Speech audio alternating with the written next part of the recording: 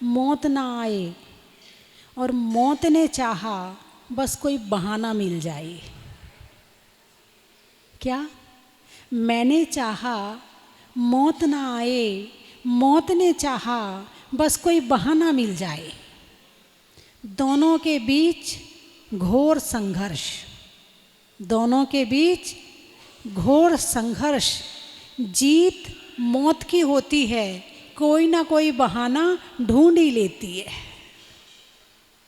कोई ना कोई बहाना ढूंढ ही लेती है। पर मैं भी कम नहीं हूँ। क्रोध, मान, माया, लोभ की जड़ी बूटियाँ अपने साथ रखता हूँ, पर मैं भी कम नहीं हूँ। क्रोध, मान, माया, लोभ की जड़ी बूटियाँ अपने साथ रखता हूँ और इनके बल पे जिंदा हो बार बार संघर्ष करता हूँ। पर ये क्या हुआ? जड़ी बूटियों के खत्म होते ही मौत ना जाने कहाँ गई। क्रोध, मान, माया, लोभ, जड़ी बूटियों के खत्म होते ही मौत ना जाने किधर गई। लगता है मौत की भी मौत हो गई, लगता है मौत की भी मौत हो गई। और मैं जीता ऐसी जीत, बदल गई सारी रीत, बदल गई सारी रीत। मृत्यु आती है, कब तक आती है? जब तक कषाय हैं, क्रोध है, मान है, माया है, लोभ है, जब तक ये चार है तब तक मृत्यु हमें बार बार डसेगी, बार बार खाएगी। मृत्यु होगी फिर जन्म होगा, अब जन्म हुआ है फिर मृत्यु होगी। अब मृत्यु हुई है, क्रोध, मान, माया, लोभ है, तो फिर जन्म होगा। और ये कड़ी टूटने वाली नहीं है। अच्छा ये बताओ, जन्म में ज़्यादा कष्ट है कि मृत्यु में ज़्यादा कष्ट है? नहीं नहीं, ऐसे नहीं। यदि आपको इतना ज्ञान हो गया होता कि दोनों में ज़्यादा कष्ट है तो आप इसका उपाय करते। जो भी कष्ट आपके जीवन में हैं आप उसका उपाय करते हो। आपका सिर दुखता है, आप सिर का उपाय करते हो। आपका पेट दुखता है, आप पेट का उपाय करते हो। आपके घुटने दिखते हो, आप बदलवा लेते हो। आपका हार्ट में प्रॉब्लम होता है, उसका ऑपरेशन करवा लेते हो। जिसका आपको कष्ट होता है उसका आप उपाय ज़रूर करते हो। आपने ये महसूस किया ही नहीं है कि जन्म और मृत्यु में कष्ट है। यदि किया होता तो इसका उपाय आपने व्रत, उपवास, संयम, साधना, धर्म शुरू कर दिया होता। आप मानते ही नहीं हो इसको कष्ट। आप तो जन्मदिन मनाते हो, बड़ी धूमधाम से मनाते हो। भगवान का जन्म कल्याणक नहीं मनाते हो। भगवान के जन्म कल्याण पे कोई खर्चा नहीं करते हो और अपने जन्मदिन पे लाखों खर्च हो जाते हैं। अपने छोटे से बच्चे के जन्मदिन पे लाखों खर्च हो जाते हैं। तुमने माना कहाँ है कि जन्म में कष्ट है? यदि माना होता तो जन्मदिन कैसे मनाते? जन्मदिन आने पर खुशी नहीं दुख होता। ये तो केवल जुबान से कहते दोनों में कष्ट है, मुझे उत्तर देने के लिए। अरे मुझे ना बताओ, मुझे तो पता है। तुम खुद को बताओ कि वास्तव में कष्ट है कहाँ। अब बताओ, जन्म में ज़्यादा कष्ट है कि मृत्यु में ज़्यादा कष्ट है? मरण दिवस खुशी से मनाते हो या जन्म दिवस खुशी से मनाते हो? अरे बोलिए ना। जैसे बच्चे के जन्म का इंतज़ार करते हो, क्या ऐसे आपने मरण का इंतज़ार किया है? नहीं किया है। क्या हुआ? अभी तो आप कह रहे थे दोनों बराबर है। एक पे रो रहे हो, एक पे खुशी मना रहे हो, कैसे बराबर? जन्म, किस में ज़्यादा कष्ट है? जन्म में कष्ट ज़्यादा है या मृत्यु में ज़्यादा कष्ट है? मृत्यु में है। किस में है? क्या हुआ? किस में कष्ट ज़्यादा है बताओ ना। जन्म में कष्ट ज़्यादा है, तो आपने क्या उपाय किया उसका? जन्मदिन मनाना इसका उपाय है क्या कि चलो जन्म में ज़्यादा कष्ट हुआ है तो चलो इसका जन्मदिन मनाना शुरू करो तो कष्ट कम हो जाएगा? तो ऐसे जन्म के दुख को दूर किया जाता है क्या? क्या उपाय है? किस में कष्ट ज़्यादा है? क्या ना माता जी आप ही बता दो। हैं? आप ही बता दो। हमारी तो सुनने की आदत पड़ी है, इसलिए हम तो एक कान से सुनते हैं और दूसरे से निकाल देते हैं। बंधुओं, अच्छा ये बताओ, मृत्यु होने में कितना टाइम लगता है और जन्म होने में कितना टाइम लगता है? एक क्षण मृत्यु होने में लगता है और जन्म होने में 9 महीना लगते हैं, है ना? 9 महीना। कहाँ रहना पड़ता है 9 महीना? अरे बोलिए ना, गर्भ में।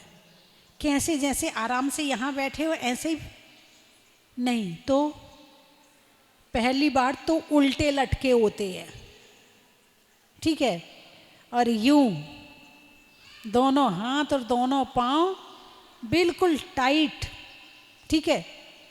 जगह कौन सी होती है? जैसे साफ फर्श पे आप यहाँ पर बैठे हो, कितनी अच्छी फीलिंग आ रही है, ऐसे ही साफ जगह होती है क्या पेट में?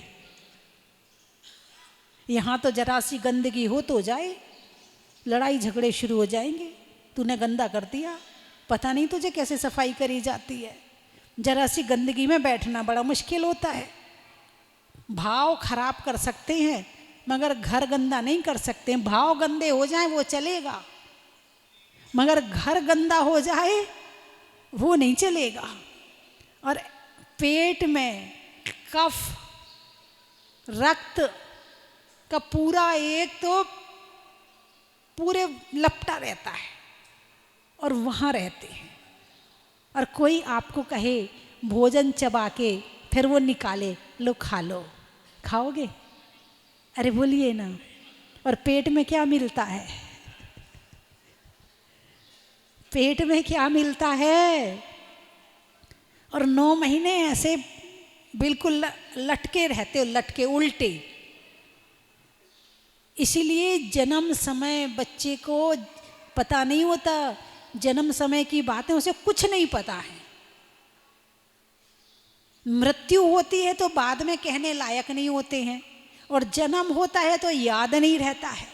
इसलिए जन्म और मृत्यु के कष्ट याद नहीं रहते हैं, पता नहीं रहते हैं, इसीलिए आराम से जिए जा रहे हैं और जन्म और मृत्यु को किए जा रहे हैं। जन्म में भी महान कष्ट है। आप पढ़ते हो ना, वो आदिनाथ की जयमाला पढ़ते हो, हैं? हलन चलन नहीं कर सक्यो, जहाँ सकौड़ाई की ठोर है। मतलब आप पढ़ना उसको, आपको जन्म के कष्ट पता चल जाएंगे कि वहाँ जन्म के कैसे कष्ट होते हैं। और मरण का कष्ट, मरण का कष्ट हो गया, मरण अब बताने लायक रहे नहीं, अगला जन्म हो गया, इसलिए वो पता नहीं चलता है। अगले जन्म में जाके भूल जाते हो कि मृत्यु के समय क्या हुआ था। इसीलिए जन्म और मृत्यु को दोनों से निडर होके और आराम से जिए जा रहे हैं। ना जन्म की खबर है ना मृत्यु की खबर है। जन्म के कष्ट तो लिखे हैं। एक बहुत बड़े ज्योतिषी जी थे, एक बार उनसे चर्चा हुई मेरी, तब वो बता रहे थे, बोले एक इतनी बड़ी झाड़ी, कांटों वाली इतनी बड़ी झाड़ी को मुंह से डालो और नीचे से निकालो, उसमें जितना कष्ट होता है इतना कष्ट मृत्यु में होता है। आप दूसरों की जब मृत्यु होती उसे देखते, उसके हाथ अकड़ गए, उसके पांव अकड़ गए, उसने आंखें फेर दी, फिर उसकी आंखों से प्राण निकल गए। दूसरों की मृत्यु तो आपने देखी है, लेकिन उसके कष्ट को महसूस नहीं किया है कि उस क्षण उसे कितनी वेदना हो रही है। महान कष्ट है मृत्यु में। सुखद मृत्यु, सुखद समाधि मिल जाए ये महान पुण्य मानना चाहिए। बंधुओं, और ये सोचो कि मृत्यु केवल सामने वाले की आई है, मेरी थोड़ी आएगी।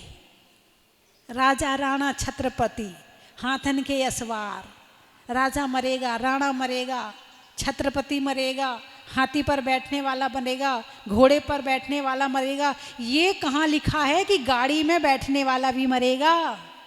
ये तो लिखा ही नहीं है उसमें। अरे बोलिए ना, हैं? हाथी से हाथी भिड़े तो मृत्यु नहीं होती, घोड़े से घोड़ा भिड़े तो मृत्यु नहीं होती, और गाड़ी से गाड़ी भिड़े, वो गाड़ी ही मृत्यु का कारण बन जाती है। हैं? जो चीज मजे के लिए है, जिस चीज से मजा लेना चाहते हो, वही जीवन में सजा का कारण बन जाता है। गाड़ी किसका कारण है?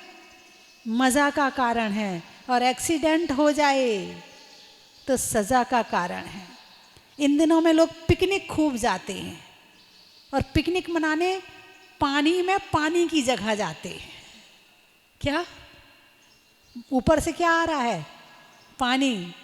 और फिर वो जो तुम्हारे क्या कहते हैं, अरे बांध, डैम में कहाँ जाते, पिकनिक मनाने जाते हो ना, और तुम्हारे वो झरने, पहाड़ों के नीचे जो झरने, नदियाँ, उसके किनारे पिकनिक मनाने जाते हो, और एक बारिश में कितनी घटनाएं घटती हैं। अभी किसी ने एक वीडियो दिखाई मुझे, उसमें एक बच्चा है, वहाँ पर कुछ रस्सियाँ बंधी हुई हैं, तो बच्चे वहाँ खड़े हुए हैं, युवा हैं सारे, हवा भरी होती है, मानते किसी की है नहीं है, सुनते किसी की है नहीं, जो करना सो करना, हवा भरी भी शक्ति है। तो एक बच्चा उन रस्सियों के बीच से निकल के लटक गया, एक रस्सी पकड़ ली उसने। अब एक दो बच्चे उसे बचाना चाहते हैं रस्सी खींच करके, और एक उसका वीडियो बना रहा है, देखो अब ये जाने वाला है, देखो अब ये जाने वाला। और वो गया गया गया, रस्सी हाथ से छूट गई और गया, और 150 फीट नीचे जाके अब उसका पता नहीं, अब ढूंढते रहो उसको। क्या करने गए थे? मजे के लिए गए थे। क्या बन गया वो मजा? सजा बन गया। आवाज आ रही है, मैनाल की घटना है ये, अभी 2-4 दिन पहले की घटना है। कुछ दिन पहले एक वीडियो और दिखाई थी, उसमें एक परिवार नदी के बीच में खड़ा हुआ है, पीछे से और पानी आया, मजा आ रहा, और पानी आया, मजा आ रहा, और पानी आया, मजा आ रहा। ऐसा पानी आया कि चारों बह गए, चारों पांचों जो भी थे पूरे परिवार में, पूरा परिवार बह गया, कोई नहीं बचा पाया। बताओ किसने मारा उनको? अरे बोलिए ना, किसने मारा उनको? उनके मजे ने उन्हें मारा है। इस संसार से जितने मजे लेने का प्रयास करोगे उतना मरोगे, और जितना खुद से जुड़ोगे उतना तुम अपने अच्छे बनोगे और धर्म के अंदर जाओगे। इस संसार के मजे लेने के चक्कर में मत रहना। इस संसार का हर तरह का मजा सजा का कारण बनता है। इस जन्म में नहीं तो अगले जन्म में बनेगा, बनेगा जरूर। इसलिए जितनी ईमानदारी पूर्वक, दूसरों के साथ नहीं, खुद के साथ, दूसरों के साथ तो फिर भी ईमानदारी कर लोगे, खुद के साथ ईमानदारी करो तो बहुत बड़े ईमानदार हो। हम दूसरों को धोखा देते हैं, हम दूसरों को धोखा नहीं देते, हम खुद को धोखा देते हैं। और यहाँ तक कि लोग मौत को भी धोखा देना चाहते हैं। एक बहुत अच्छा मूर्तिकार था, इतनी बढ़िया मूर्ति बनाता था कि जैसा व्यक्ति होता था बिल्कुल वैसा का वैसा खड़ा कर देता था। उसने सोचा अब मेरा बुढ़ापा आने वाला है, मौत आएगी, यमराज आएगा मुझे लेने के लिए, क्या करूं कि मैं बच जाऊं। उसने अपने खुद के जैसी 6 मूर्तियां बनाई और उन्हें लाइन से खड़ा किया, और उसके बीच में जैसी मूर्ति बनाई थी वैसे एक्शन करके खुद खड़ा हो गया। यमराज आया, कहानी है, काल्पनिक कहानी है, लेकिन समझने के लिए बड़ी अच्छी है। यमराज आया लेने के लिए, भाई तेरा नंबर आ गया। कमरे में ढूंढा, नहीं मिला। छत पर ढूंढा, नहीं मिला। पड़ोसी के यहाँ ढूंढा, नहीं मिला। सब जगह ढूंढा, नहीं मिला। अब वो आया उसके कारखाने में, शायद यहाँ मिल जाए। तो यहाँ तो सारी चारों तरफ मूर्तियाँ मूर्तियाँ रखी हैं, यहाँ तो वो नज़र ही नहीं आ रहा है। क्या करूँ? ऊपर से उसके बॉस ने आदेश दिया है कि उसको लेके आओ। अब वो 7 मूर्तियाँ जो थी वो एक साथ खड़ी थी। अब वो देख रहा है, वाह क्या मूर्ति है, क्या कलाकार है। एक जैसी 7 मूर्तियाँ एक जैसी बना रखी हैं। तारीफ पे तारीफ, तारीफ पे तारीफ, तारीफ पे तारीफ किए जा रहा है। अच्छा, अब वो जो किसी की तारीफ हो रही हो ना, तो उसका मन करता कि जब वो उसको कह रहा पता नहीं वो कलाकार कौन है, यदि मिल जाए सम्मान करूँगा उसका, माला डालूँगा उसके गले में, स्वर्ग से माला लेकर आऊँगा उसके लिए। और एक माला तो अभी मेरे जेब में रखी है, मिल जाए तो ये माला मैं उसके ही गले में डालूँगा। जाने कहाँ है वो कलाकार, पची नहीं प्रशंसा। क्या भूल गया कि ये यमराज है। जैसे ही प्रशंसा सुनी फूल गया। किसने बनाई ये मूर्ति? अब मैंने बनाई सारी मूर्तियाँ। अच्छा तू ही कलाकार है क्या? गर्दन पकड़ी, चल तुझे ही ढूंढ रहा था। है दूसरों को धोखा देने तैयार था और खुद जाल में फंस गया। ब्यूटी पार्लर जा जा के उम्र कम करवाते हैं। उम्र कम नहीं होगी, मृत्यु तो आएगी आएगी। चाहे तुम ब्यूटी पार्लर में क्यों ना बैठे हो, यदि आ गई तो वहाँ भी आ जाएगी। हम सोचें कि हम इस तरह के छोटे कपड़े पहन पहन के उम्र छोटी कर लें, तो भी तुम्हारी उम्र छोटी नहीं होने वाली, मृत्यु तो वहाँ भी आ जाएगी। तुम कपड़े बदल के धोखा देना चाहो, तुम ब्यूटी पार्लर जाके धोखा देना चाहो, मृत्यु किसी के धोखे में आने वाली नहीं है। वो तो एक दिन आएगी ही आएगी। जिसने जन्म लिया है मृत्यु तो आएगी ही आएगी। अच्छा आप पूजा करते हो? अरे बोलिए ना, कौन कौन पूजा करता है? हाथ उठाकर बताओ ना, पूजा कौन कौन करता है? अरे वाह बड़े अच्छे लोग हैं, बहुत बढ़िया पूजा करते हैं। अच्छा पूजा में जल चढ़ाते हो? अच्छा क्या बोलते हो जल चढ़ाते हुए? अच्छा तो ये केवल पूजा में बोलना चाहिए या इसको केवल उसी समय याद रखना चाहिए या बाद में भी याद रखने की चीज है? क्या बोला आपने? जन्म जरा मृत्यु विनाशनाय जलम निर्वपामीति स्वाहा, यही बोला ना आपने। तो किसके नाश के लिए आपने हैं? जन्म जरा मृत्यु के लिए आपने जल चढ़ाया। तो जल चढ़ाने से जन्म जरा मृत्यु का नाश हो जाएगा। यदि जल चढ़ाने से जन्म जरा मृत्यु का नाश हो जाता तो हमारे भगवान दीक्षा क्यों लेते? जल चढ़ा के ही काम निपटा लेते हैं। जन्म भी दुख है और मरण भी दुख है। जन्म भी खुशी है, मरण भी खुशी है। जन्म लेकर यदि अच्छे काम किए हैं तो जन्म भी खुशी है, और मृत्यु को सुधार लिया है तो मृत्यु भी खुशी है। और जन्म लेकर यदि अच्छे काम नहीं किए हैं तो जन्म बेकार कर दिया, क्योंकि ये मनुष्य पर्याय है। कौन सी पर्याय है? बोलिए ना। कल पर्याय पर चिंतन हुआ था, पर्याय पर चर्चा हुई थी। पर्याय दृष्टि और द्रव्य दृष्टि। पर्याय नाशवान है और द्रव्य ध्रुव है। क्या? पर्याय नाशवान है। तो ये कौन सी पर्याय है? मनुष्य पर्याय है। कितनी पर्याय होती हैं? 4 पर्याय होती। कौन कौन सी? मनुष्य पर्याय, त्रयंच पर्याय, देव पर्याय और नरक पर्याय। ठीक है। पर्याय बहुत सारी होती हैं। यदि पर्याय पढ़ना हो तो आप आलाप पद्धति पढ़ लेना, बहुत अच्छे से दिया है। यह नए चक्र नाम की एक किताब है, उसमें भी पर्याय और द्रव्य दृष्टि बहुत अच्छे से समझाई हुई है। बहुत सारी पर्याय होती हैं। एक प्रति क्षण वाली पर्याय होती है, ये मनुष्य पर्याय है। कितनी आयु के लिए मिली है? लेकिन क्या आपने जन्म जैसे लिया था अभी तक आप वैसे ही हो क्या? नहीं होना। प्रतिक्षण परिवर्तन हो रहा कि नहीं हो रहा, वो भी पर्याय है, वो भी पर्याय है। अब ये अंत समय तक पहुंचते पहुंचते क्या रूप निकल के आएगा पता नहीं है।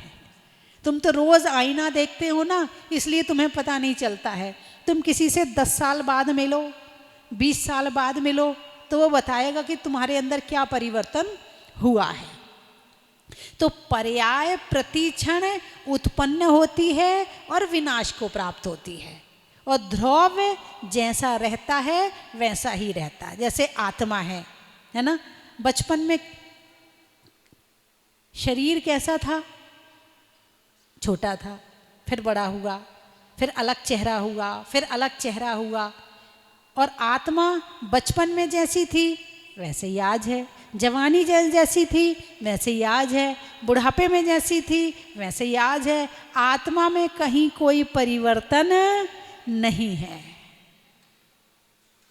तो पर्याय दृष्टि और द्रव्य दृष्टि समझ में आ जाए तो बहुत कुछ समझ में आ जाए। तो बात चल रही है मृत्यु की। अंत भला दबे दबे पाँव मौत आती है आने दो, दबे दबे पाँव मौत आती है आने दो, आहट मिल जाए तो मन मत घबराने दो, आहट मिल जाए तो मन मत घबराने दो, निश्चित ही मृत्यु से जीवन का अंत नहीं। क्या?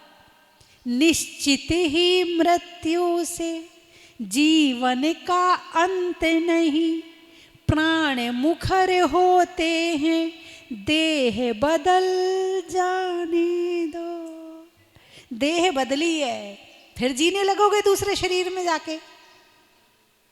मरे कहाँ हैं, फिर दूसरे शरीर में जीने लगोगे। खेल खेल में जब खिलौना टूट जाता है, बालक रो देता है, ज्ञानी मुस्काता है। क्या? बालक रो देता है, ज्ञानी मुस्काता है। अब तो प्लास्टिक के खिलौने आ गए, पटक लो खूब,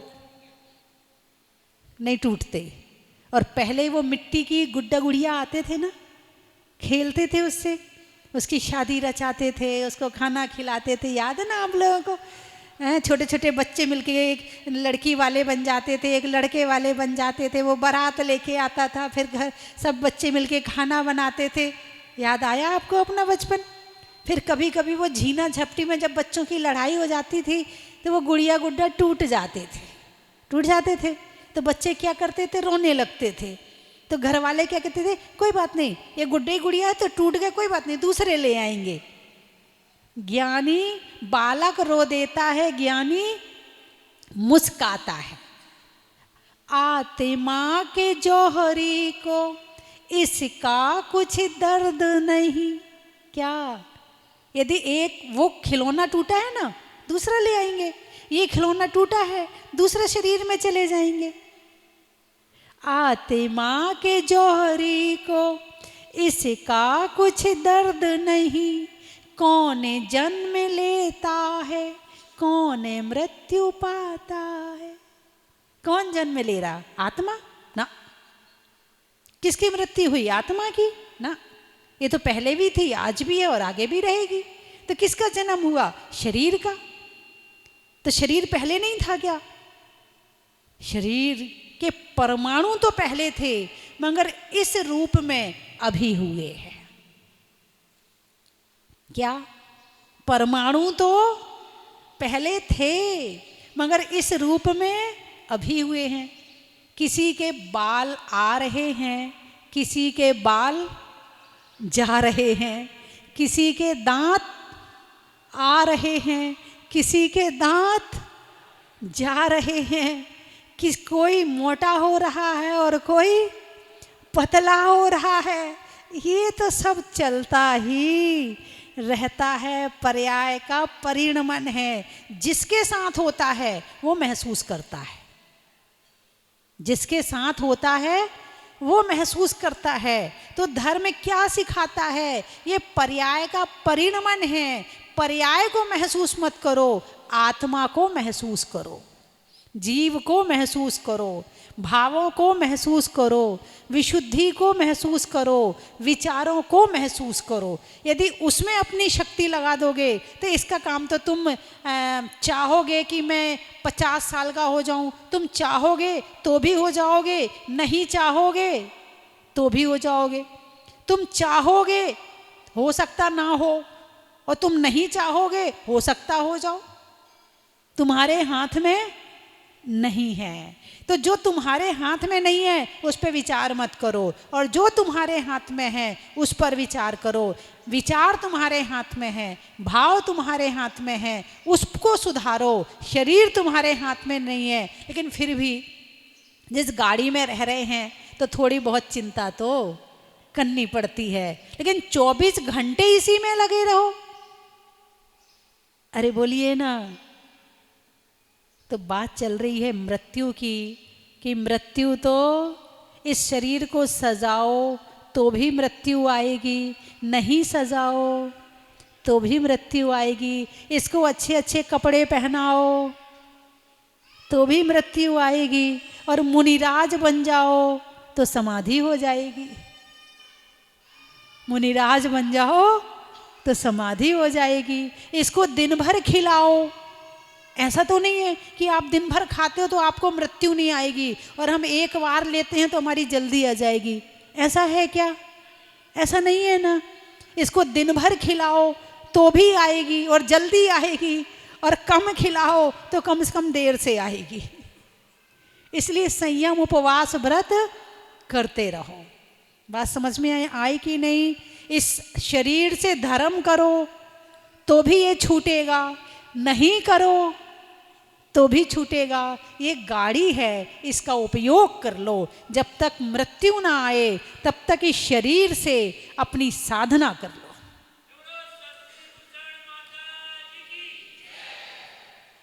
ठीक है? इसमें 24 घंटे नहीं लगाना।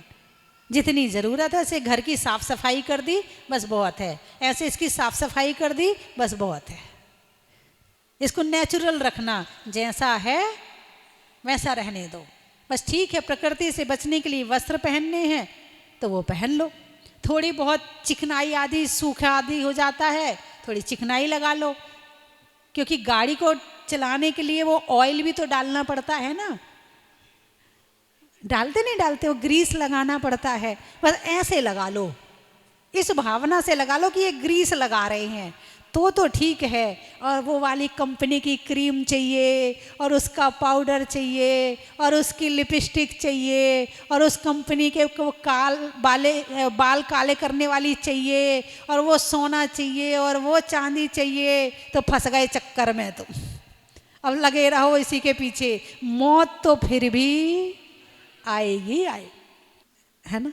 नहीं, आप घर जाके भी सुन लेना, मैं आपके घर आके सुना दूंगी, ऐसी कोई बात नहीं। मैं आपके घर आती हूँ, और एक 24 घंटे में 3 बार आती हूँ आपके घर। आप दरवाज़ा कितने बार खोलते ये मुझे नहीं पता, सुबह आती हूँ, आपका घर का काम होता है, शाम को आती हूँ, भोजन का टाइम होता है, रात को 1 बजे आती हूँ, सो जाते हो।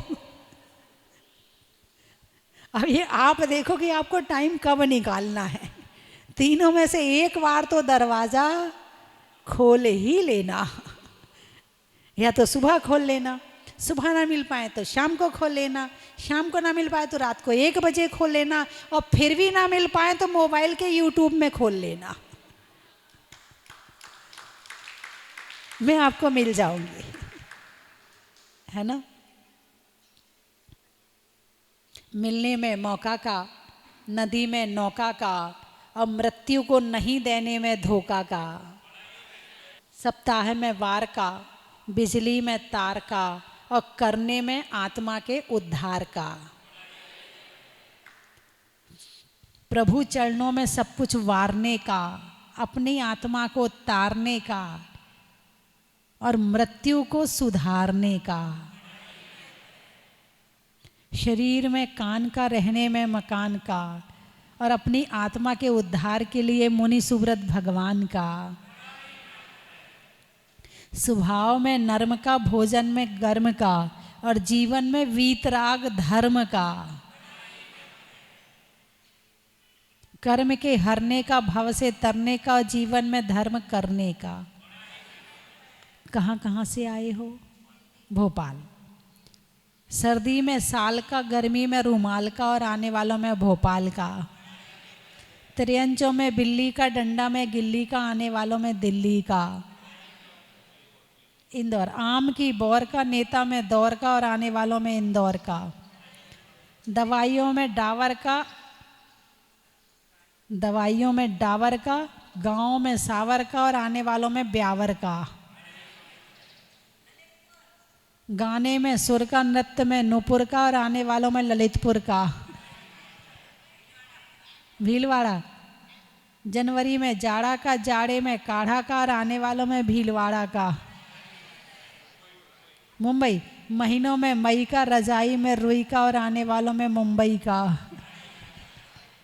रायपुर। रिश्तों में ससुर का, देवों में असुर का, और आने वालों में रायपुर का। ग्वालियर। सुनने में ईयर का, छोड़ने में बियर का, और आने वालों में ग्वालियर का। खेत में खाद का, भोजन में सलाद का, और आने वालों में अहमदाबाद का। महिलाओं में कड़ा का, भोजन में बड़ा का, और आने वालों में बांसवाड़ा का। बोलिए 24 भगवान की जय जिनेन्द्र बंधुओं। संयम, तप, त्याग एवं साधना का महापर्व, जैन समाज का महापर्व, पर्वादिराज पर्युषण महापर्व आने वाली 8 सितंबर से 17 सितंबर तक मनाने जा रहे हैं। स्वस्थी धाम जहाजपुर में भूगर्भ से प्रकटित अतिशयकारी मुनीश्वरनाथ भगवान की पावन छत्र छाया में परम पूजनीय भारत गौरव गुरुमा गणनियारिका स्वस्ति भूषण माता जी का 29वां मंगलमय चातुर्मास चल रहा है। पूज्य गुरुमा के सत्संग पावन सानिध्य एवं पूज्य माता जी की संगस्था बाल ब्रह्मचारिणी प्रियंका दीदी के कुशल नेतृत्व में, निर्देशन में यहाँ पर 10 लक्षण महापर्व में एक श्रावक संस्कार एवं साधना शिविर का आयोजन किया जा रहा है। मैं चाहता हूँ आप यहाँ पधारें और इस शिविर में बैठ करके अपने आप को रिचार्ज करें। मुझे आशा ही नहीं, पूर्ण विश्वास है, यहाँ आकर के जब आप शिविर में साधना करेंगे और बड़े बाबा की भक्ति करेंगे तो एक नई ऊर्जा, नई स्फूर्ति, नई चेतना आपको मिलेगी। यहाँ पर सभी शिविरार्थियों के आवास एवं भोजन की व्यवस्था क्षेत्र समिति के द्वारा की जा रही है। बंधुओं, आप नीचे जो लिंक दिया जा रहा है इस पर अपना रजिस्ट्रेशन कर सकते हैं, अपनी सूचना इस फ़ोन नंबर पर दे सकते हैं। धन्यवाद। सादर जय जिनेन्द्र धरती बंधुओं, आने वाले पर्वादिराज पर्व महापर्व पर्युषण के शुभ पावन अवसर पर परम पूज्य भारत गौरव गणनियारिका स्वस्ति भूषण माता जी के मंगल सानिध्य में होने जा रहे महाशिविर में आप भाग लेकर शातिशय पुण्यमंत्र की प्राप्ति कर सकते हैं, जिसका रजिस्ट्रेशन प्रारंभ हो चुका है। यहाँ की संस्था के नंबर पर कॉल कर आप अपने परिवार की पूरी समुचित जानकारी देकर रजिस्ट्रेशन करवाएं, जिससे आपकी समुचित व्यवस्था की जा सके। सभी को सादर जय जिनेन्द्र। आओ स्वस्ति धाम, चलो स्वस्ति धाम। चलो स्वस्ति धाम, चलो स्वस्ति धाम, आओ स्वस्ति धाम। कंचन की थाल को सजाओ रे आज, रत्नों की थाल को भर लाओ रे आज। आओ आओ करे रे गुणगान आरती भगवन की। आओ आओ करे गुणगान आरती भगवन की। आओ आओ करे रे गुणगान आरती भगवन की।